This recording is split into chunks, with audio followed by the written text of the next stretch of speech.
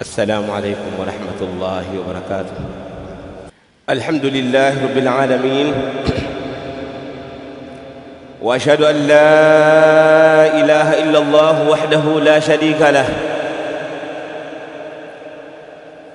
وأشهد أن محمدًا عبده ورسوله، صلوات الله وسلامه وبركاته عليه وعلى آله وصحبه أجمعين. معاشر المسلمين، أوصيكم بتقوى الله عز وجل، إنه قد فاز المتقون. قال الله جل وعلا: إن للمتقين مفازا. Ndugu Waislamu, na kuhusieni kama ambavyo naihusia nafsi yangu juu ya kumcha Allah subhanahu wa ta'ala, kwani si vingine wamefaulu wenye kumcha Allah subhanahu wa ta'ala. Allah subhanahu wa ta'ala anasema: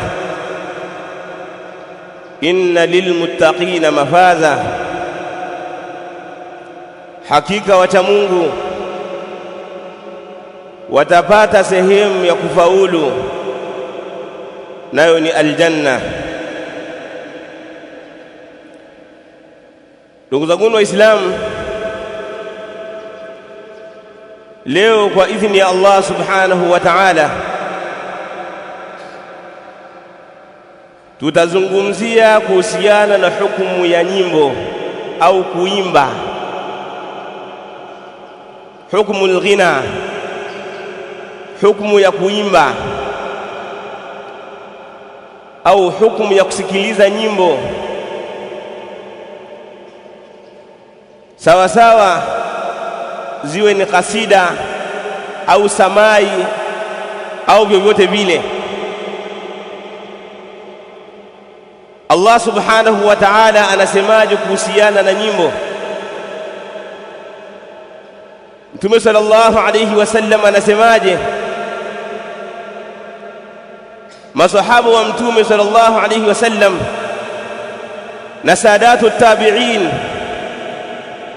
na a'immatul madhahib al-arba'a, An-Nu'man ibn Thabit, Abu Hanifa, al-Imam Malik, al-Imam Shafi'i na al-Imam Ahmad bin Hanbal, wote wanasemaje kuhusiana na nyimbo? Yote haya biidhnillahi azza wa jalla tutayaona katika mazungumzo yetu ya sasa. Maashara almuslimin, al-ghina haram, nyimbo ni haramu, kuimba ni haramu, kama ambavyo imetoa nas Qur'an kwamba haifai kwa watu kuimba au kusikiliza nyimbo. Lakini pia as-sahaba na wao wamebainisha, na al-aimma. Allah subhanahu wa ta'ala anasema: wa minan nasi man yashtari lahu al-hadith, na kuna watu ambao wananunua au wanabadilishana au wanafanya hadithi zenye kuwapumbaza watu. Miongoni mwa watu kuna watu ambao wananunua au wanauza au wanafanya mambo ambayo ni lahu alhadith, mambo yanayowapumbaza watu,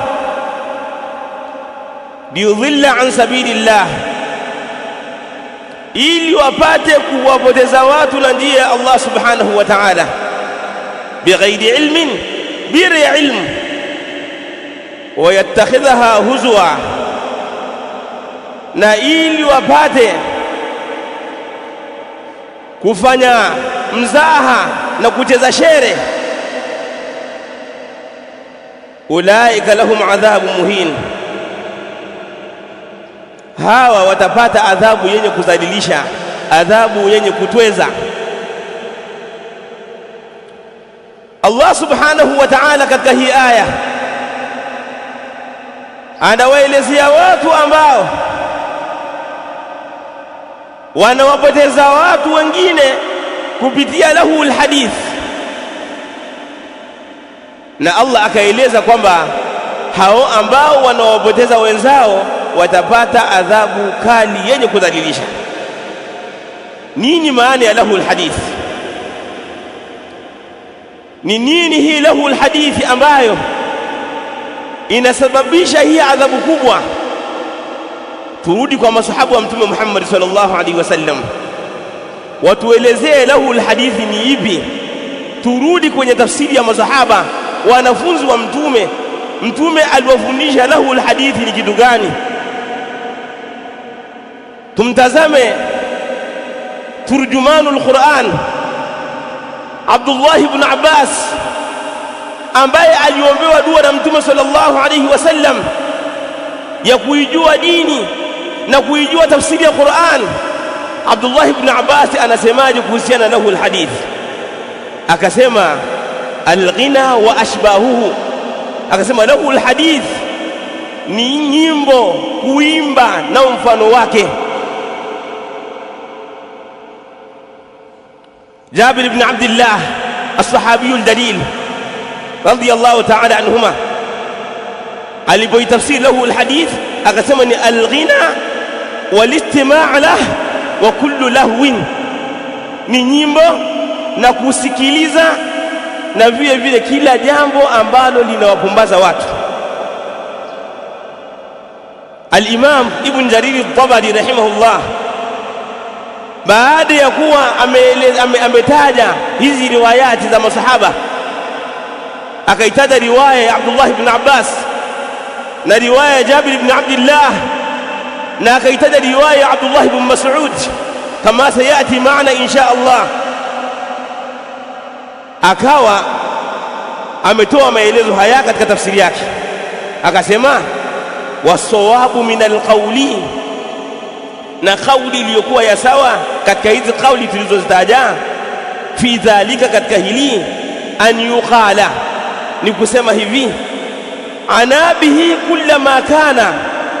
Allah subhanahu wa ta'ala amekusudia aliposema lahul hadith, amekusudia kile ambacho kinakuwa minal hadithi mulhiyan, kile ambacho kinakuwa kinawapumbaza watu, sawa sawa ni katika maneno au ni katika vitendo, kinawapumbaza na kuacha njia Allah subhanahu wa ta'ala katika yale ambayo Allah subhanahu wa ta'ala ameyakataza kuyasikiliza, kwamba msisikilize kadha, au Mtume sallallahu alayhi wasallam, lianna Allah ta'ala amma biqawlihi lahu alhadith, kwa sababu Allah subhanahu wa ta'ala alipoelezea amesema lahu alhadith, akalifanya lafzi linaenea kila kitu chenye kupumbaza ambacho kitamfanya mtu asisikilize Qur'an, aelekee katika mambo ya hovyo. Walam yukhassis ba'dhan duna ba'dhin, na akawa Allah subhanahu wa ta'ala hajahusisha kitu fulani na akaacha kingine, bali vitu vyote akawa amevitaja pale. Fadhalika ala umumihi, kwa hivyo lafdhi litabakia katika kwamba linaenea, kila kitu kinabaki katika ujumla wa lahul hadith, hatta yati ma yadullu ala khususihi, mpaka ije dalili ambayo itaondoa kwamba ukiimba kasida hii inatoka, ukiimba samai inatoka, ukiimba hiki, ukipiga twali inatoka. La, vyote vinaingia katika lahul hadith, kama anavyosema al-Imam Ibn Jarir al-Tabari, anasema wal ghina'u washirku min dhalika, nyimbo na kuimba, shirki pia, vyote vinaingia katika lahul hadith. Kwa hivyo ayu alahibba, kuimba ni jambo la haramu, sawa sawa wanaimba mziki wa bongo flava, huo ni haramu zaidi. Sawa sawa wanaimba kasida au kadha, yote hivyo ni haramu. na hii tutakuja kuliona biidhnillahi alkarim. Je, kuna khilafu, wanachuoni wametofautiana kuhusiana na masala ya kuimba? Kuna wanachuoni ambao wanaona kwamba kuimba ni halali? Aljawabu la, maulama wamekubaliana kwamba kuimba ni haramu, na hii ijmaa ameitaja al-Imam Ibn Jarir al-Tabari ni ash-Shafi'i, al-Imam Ibn Salah ash-Shahrazuni ni ash-Shafi'i, na al-Imam Ibn al-Mundhir, na amesema Abu Tayyib al-Tabari ash-Shafi'i. Wote hawa ni aimatu shafi'iyya, wamesema kwamba wale wanachuoni ambao wamekhalifu, haya ni maneno ya Abu Tayyib al-Tabari, anasema wale wanachuoni ambao wamekhalifu wakadai kwamba inafaa kuimba ni wanachuoni ambao kauli zao katika Uislamu hazizingatiwi, ni watu ambao ni matu'unun fihim, ni watu ambao wamejeruhiwa. Anasema as-sahabiyul jalil Abdullah ibn Mas'ud radiyallahu ta'ala anhu kuhusiana na kuimba na kusikiliza nyimbo, anasema al-ghina yumbitu al-nifaqa fi al-qalbi kama yumbitu al-ma'a az-zar'a. Nyimbo na kusikiliza nyimbo, huku kuimba huku kunazalisha unafiki katika moyo. Ukiwa unasikiliza mara kwa mara muziki, nyimbo mbalimbali, basi kuna jambo ambalo linaingia katika moyo wako la unafiki, unazalikana, kama vile ambavyo maji yanaotesha mmea. Siku moja mtu fulani akaenda kwa Abdullah ibn Abbas as-sahabiyul jalil, baada ya kutokea watu wanaimba nyimbo za kuwaelekeza watu katika dini, kuwaelekeza watu waswali, watoe sadaka, watoe kadha. Zilipotokea hayakuwepo katika zama za Mtume sallallahu alaihi wasallam masala kama haya. Sasa walipotokea watu ambao wanafanya hivyo, mtu mmoja akaenda kwa Abdullah ibn Abbas akaulizwa, nini hukumu ya mambo haya? Ahalalun am haramun? Je, kuimba ni halali au ni haramu? Abdullah ibn Abbas akasema, araaita alhaqqa walbatil, hivyo unaona haki na batil, idha jaa yawm alqiyama, vikija siku ya kiyama, fa aina yakunu alghina? Je, kuimba kutakuwa upande wa haki au utakuwa upande wa batil? Eshi aljawab? Wewe mwenyewe jijibu nafsi yako. Kama wewe uko na Abdullah ibn Abbas utamwambia nini? Akasema yule bwana, ma'al batil, kuimba kutakuwa pamoja na batil. Abdullah ibn Abbas akasema, kad aftaita nafsak, hapo shaijibu nafsi yako kwamba kuimba ni jambo ambalo limesimama katika batil. Kwa hiyo kuimba, ndugu zangu, ni haram. Katika Uislamu hamna kitu kinaitwa kuimba. Katika Uislamu hamna kitu kinaitwa kuimba. Anasema al-Imam Abu Hanifa an-Nu'man bin Thabit rahmatullahi ta'ala alayhi wa ridwanuhu, anasema at-taghanni haram fi jami' al-adyan, kuimba ni haram katika dini zote. Amesema Imam Ahmad ibn Hanbal Shaybani rahimahullah, al-ghina yumbitu an-nifaqa fi al-qalb, kuimba na kusikiliza nyimbo kunazalisha unafiki katika moyo. La yu'jibuni, kuimba mimi sikutaki. Sasa binaan ala hadha al-kalam, ala kalami al-a'imma, tunakuta kwamba kuimba ni haramu. Sasa kwa mfano, mathalan mtu akasema kwamba wale wanapokuwa wanaimba wanawahimiza watu kuacha dunia, wanahimiza watu kutoa sadaka, kuwasaidia mayatima maskini, kuacha ubahili, kuacha dhulma wa ma ila dhalik. Vipi hilo linaweza kuwa haramu? Tuambia hayo mambo yanakatazwa na kitabu na sunna. Qur'an na sunna ndivyo ambavyo vinakataza mambo haya. Kwa hiyo tutatumia hadithi, tutatumia Qur'ani kuvikataza vitu hivi. Lakini pia maulama hawa ambao tumewataja, si kwamba wale waliokuwa wanaimba waliwaambiwa kwamba jamani, mnaoyafanya haya ni haramu, kwamba walikuwa wanaimba miziki ya bongo flava au taarabu. Hapana, hawa walikuwa wanaimba nyimbo za kuambia watu waelekee katika kheri, lakini maulama wakamwambia hivi mnavyofanya ni haramu, katika Uislamu hamna kuimba. Hivi ndivyo ilivyokuwa, si kwamba hukumu iliyotolewa ni watu walikuwa wanasifia wanawake au wanasifia zinaa au liwati au madawa ya kulevya, bangi. Si hivyo, ni watu ambao walikuwa wanawaondoa min alfani ila albaqi, walikuwa wanahimiza watu waachane na dunia waelekee akhera. Lakini pamoja na hayo maulama wakasema kwamba ni haram, wakatoa hukumu kwamba ni haram. Na haya maneno ya kwamba nyimbo zilizokatazwa ilikuwa ni sampuli hii, yani kama vile kasida, anashidi islamia. Haya maelezo ameeleza al-Imam Ibn al-Qayyim rahimahullah ta'ala na al-Imam Ibn al-Jawzi na Abi Tayyib al-Dabari al-Shafi'i, wakaeleza hayo kwamba mradi wa nyimbo ambazo maulama walizikataza ilikuwa ndio hizi, kwamba zilikuwa zinawaondoa watu waachane na dunia. Yani mtu anaimba wimbo, anatoa ujumbe katika nyimbo yake kwamba watu waachane na dunia waelekee akhera, watu waswali. Maulama wakasema hiyo ni haram. Jayyid. Sasa lau kama hao maulama waliohukumu hizo nyimbo kwamba ni haramu wangeona hizi taarabu, wangeona taarabu au mtu amekaa mbele ya wanasiasa au mbele ya maharusi aimba, wangesemaje? Wangeshuhudia hayo, na maana wangefanya ukali zaidi kuliko vile ambavyo walivyofanya. aqulu ma sami'tum wa astaghfirullah li wa lakum wa lisa'il muslimina min kulli dhanbin wa khati'ah fastaghfiruhu innahu huwal ghafurur rahim wa huwal barrul karim.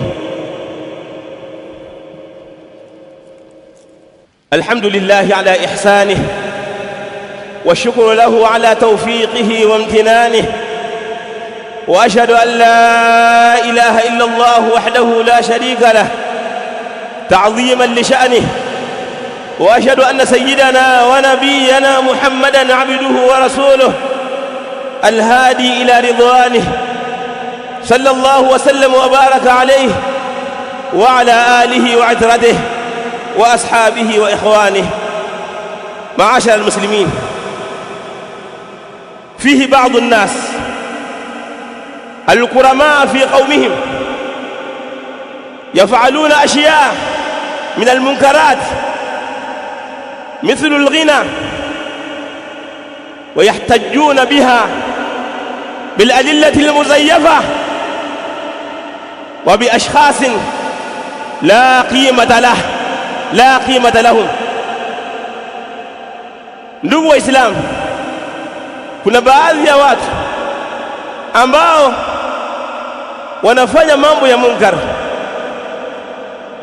kisha baadaye huyaletea dalili na kuyaletea ushahidi ambao ni feki, kwamba nimefanya hivi kwa sababu kuna ushahidi kadha, na huo ushahidi, hiyo dalili aliyoitaja hajaleta maana yake kwa mujibu wa maulama, hajaiweka sehemu yake, au anastadili kwa watu ambao inawezekana sheria haiwazingatii.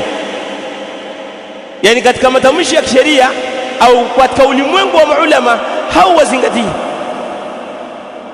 Kuna mtu mmoja aliimba katika baadhi ya maeneo, watu wakamnasihi kwa kheri, ilikuwa akubali nasaha kwa sababu anayekunasihi anakupenda. Yeye akafanya interview katika baadhi ya kanawati, katika baadhi ya channel, akaanza kuleta ushahidi ambao ni feki, ambao wala haifai kusema, bali alikuwa inatakiwa sema nimekosea, nimerudi katika haki, na yule mwenye kurudi katika haki anakuwa ni mbora, na kurudi katika haki ni fadhila. Kwa hiyo akataja mambo mawili ambayo yanamsababisha yeye kuimba. Jambo la kwanza, anaimba kwa sababu mashekhe zake wanaimba. Sasa hili nini jawabu lake? Hii ni sababu ya kwanza. Ametaja sababu mbili. Sababu ya kwanza, anaimba kwa sababu mashekhe zake wanaimba. Tumwangalia al-Imam Ibn al-Jawzi rahimahullah anasemaje alipokuwa ametaja maneno ya Abu Tayyib al-Tabari al-Shafi'i alipoelezea kuhusiana kwamba nyimbo ni haramu, kuimba ni haramu, na kwamba haifai kumnasibishia Imam Shafi'i rahimahullah kwamba anajuzisha kuimba. Ibn al-Jawzi akaelezea akasema, fa ahlu tadayyun min ulama'i shafi'iyya, wale walioshika dini kisawasawa katika wanachuoni wanaofuata madhhabi ya Imam Shafi'i, yuharrimuna al-ghina, wanaharamisha kuimba na nyimbo. Wa innama rakhasa fi dhalika ba'dhu mutaakhirihim, walioliruhusi hilo la kuimba ni baadhi ya wanachuoni wa Kishafi'i waliokuja baadaye.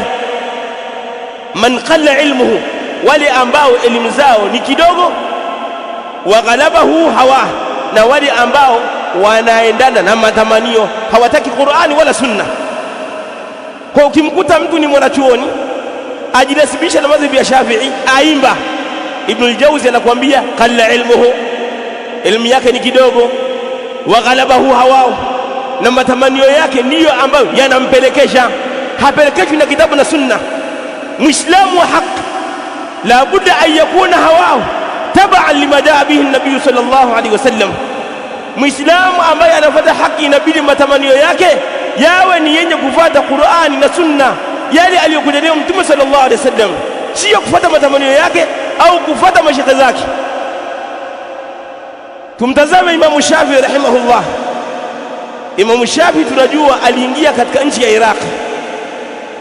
Alipotoka Iraqi, wakati anawaambia wanafunzi wake wa maeneo mengine na watu wake, akawaambia nimetoka Iraqi lakini kuna jambo limezuka. Taraktu fil Iraqi shay'an yuqalu lahu at-taghbir, nimetoka Iraqi nimeacha jambo limezuka, wanaliita takbir, ni nyimbo watu wanaimba. Ahdathahu zanadiqa, waliozusha kuimba ni mazindiki, akawita zanadiqa, hakusema ni maulama, alisema ni zanadiqa. Imam Shafi'i, yasudduna bihi anil Qur'an, wanawazuia watu kwa nyimbo zao kusikiliza Qur'an. Hii ndiyo kawaida ya watu ambao unawaona kweli ni wanachuoni lakini waimba. Ibn al-Jawzi anasema qalla ilmuhum wa ghalabahum hawa, hawa elimu zao ni kidogo lakini wanafuata matamanio yao. Lakini Imam Shafi'i amewaita kama wao ni zanadiqa, wao ni mazindiki. Wasuila al-Imam Malik rahimahullah, Imam Malik akaulizwa kwamba hapa Madina huko kwa Mtume sallallahu alaihi wasallam kuna watu wanaimba, hao watu mnawachukuliaje? Akauliza Imam Malik, amma yatarakhasu bihi ahlul Madina min al-ghina, kuhusiana na watu wanaoimba wako kwenye mji wa Mtume sallallahu alaihi wasallam, nyinyi maimamu mnawachukuliaje? Au wewe Imam Malik unawachukuliaje? Imam Malik rahimahullah ta'ala akasema, innama yaf'aluhu indana al-fusaq, watu wanaoyafanya mambo haya ya kuimba ni watu waovu, ni fasaka, ni watu ambao ni waovu. Kwa hiyo ayu walahibba, kupitia maneno ya wanachuoni, watu wanaoimba hata kama kionekana kimuonekano kama ni shekhe au ni kadha, maulama wetu maaima wamewaita kama ni zanadiqa, kwamba qalla ilmuhum, kwamba ghalabahum hawahum, ni watu ambao elimu zao ni chache na wanafuata matamanio yao. Na hapa Imam Malik amesema kwamba ni fusakh. Hii ni swali la kwanza, tumelijibu. Swali la pili, alipoulizwa alijibu, alitoa sababu mbili. Akasema mimi naimba kwa sababu Mtume sallallahu alaihi wasallama ametuamrisha tuiimbe Qur'ani, yani ukiwa unaisoma Qur'ani uiimbe, at-taghanni bil Qur'an. Akatoa dalili, laysa minna man lam yataghanna bil Qur'an, hayuko pamoja na sisi yule ambaye haitaghanni Qur'an. Hii piga mstari hapa kwenye man lam yataghanna bil Qur'an, yule ambaye hataghanni Qur'an. Nini maana yake? Je, maana yake ni kama alivyosema yeye? kwamba tunaimba. Nini maana yake? Maana yake tukue maneno ya al-Imam al-Mawardi al-Shafi'i rahimahullah kwenye al-Hawi al-Kabir, lakini pia al-Hafidh an-Nawawi ameelezea kwenye Sharh Muslim, na al-Imam al-Khattabi ameelezea haya maneno kwenye Maalim Sunan na wengineo katika aima kuelezea hadithi hii. Je, tafsiri yao maana yake tuimbe? Al-Mawardi akasema katika hii hadithi kuna tafsiri mbili. Tafsiri ya kwanza akasema man lam yastaghni bil Qur'an. Hii ndio tafsiri ya kwanza, man lam yastaghni bil Qur'an. Kwa hiyo Mtume aliposema hayuko pamoja na sisi yule ambaye la yataghanna bil Qur'an, kwamba haighani Qur'an, yani maana yake hatosheki na Qur'ani. Muislamu inabidi tushike na Qur'ani katika mambo yako yote, katika maisha yako yote tushike na Qur'an, na zile muktadayat za Qur'an tushike nazo. Ukitaka raha sikiliza Qur'ani au soma Qur'an. Kwa hiyo yule ambaye hatosheki na Qur'ani hayuko pamoja na sisi. Tafsiri hii ya kwanza ameitamka al-Imam al-Asma'i, na akawa ameichukua Imam Shafi'i rahimahullah ta'ala na Sufyan ibn Uyayna.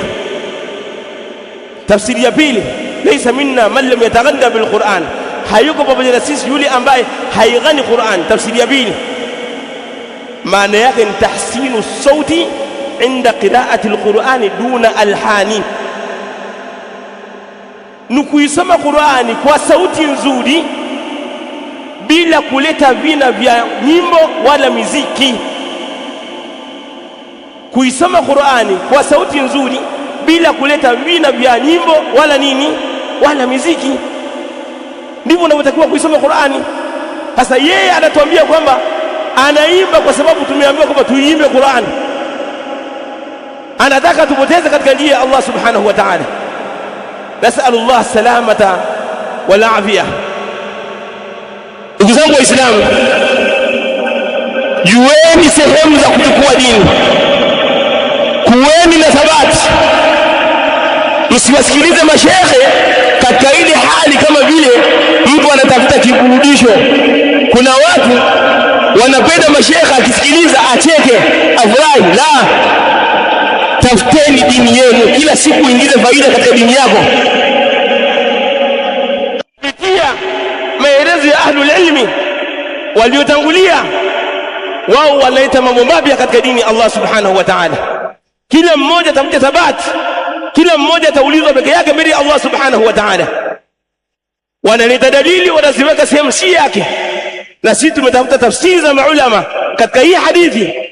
Wametuonyesha kwamba tafsiri aliyoitaja yeye hadha alkarim fi qaumi, kwamba iko kinyume na tafsiri ambayo wameileta wanachuoni waliotangulia, ambao Allah subhanahu wa ta'ala ametuambia kwamba tuwaulize wao katika masala ya dini.